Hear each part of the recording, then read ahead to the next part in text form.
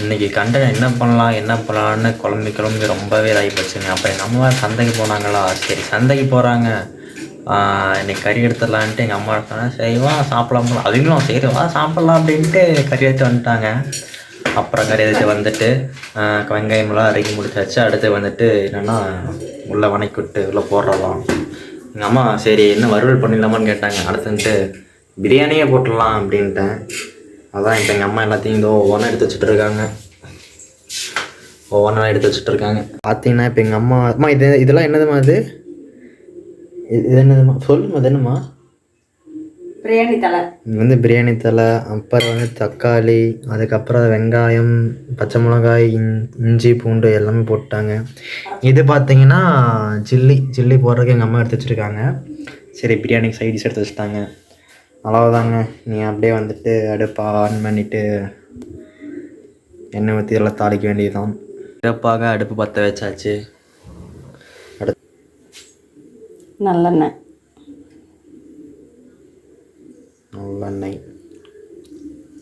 புதுசாக ரொம்ப ஊற்றிங்க போல். காஞ்சிருச்சா?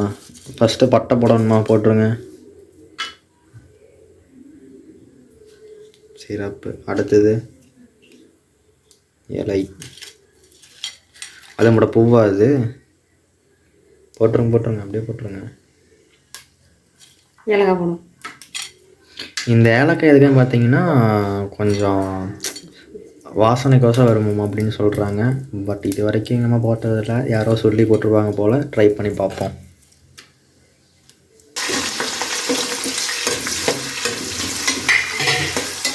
கேமராமேனுக்கு வந்த சோதனை என்னப்பா, கடைசியில் நம்ம தலைக்கு விட்டாங்களே. வேறு வழி இல்லைங்க, பிரியாணி வேணுன்னா பண்ணித்தான் ஆகணும்.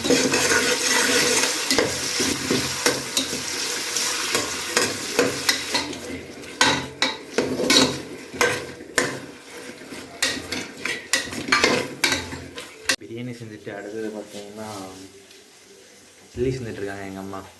இந்த சுட சுட சாப்பிட்றதுலே செம்ம டேஸ்ட்டாக இருக்குங்க. எல்லா இலையும் பண்ணி முடிச்சிச்சுங்க. 5 நிமிஷம் அடுத்து ஒரு 1/4 மணி நேரம் இருக்கும். 1/4 மணி நேரம் வெயிட் பண்ணி ரெண்டாவது பார்த்திங்கன்னா சில்லி, அடுத்தது பிரியாணி, பக்கத்தில் எங்கள் நாய். அது வேறு நாக்க சொல்லிட்டுதாங்க, என்ன பண்ணுறது, வாசனை இழுக்குதுங்க. அங்கேயே இருந்துட்டு சாப்பிட்டு தாங்க போடணும். சியூ டாட்டா பாய் பாய். இப்போ ஆக்சுவலாக மணி பார்த்தீங்கன்னா 12:30 போச்சு சாப்பிட்றதுக்கு. இதெல்லாம் ஆக்சுவலாக படுத்து தூங்கிட்டு இருக்கீங்க. இங்கே இருப்பாங்க சாப்பாடே சாப்பிட்றோம். சரிங்க, டாட்டாங்க, பாய் பாய்.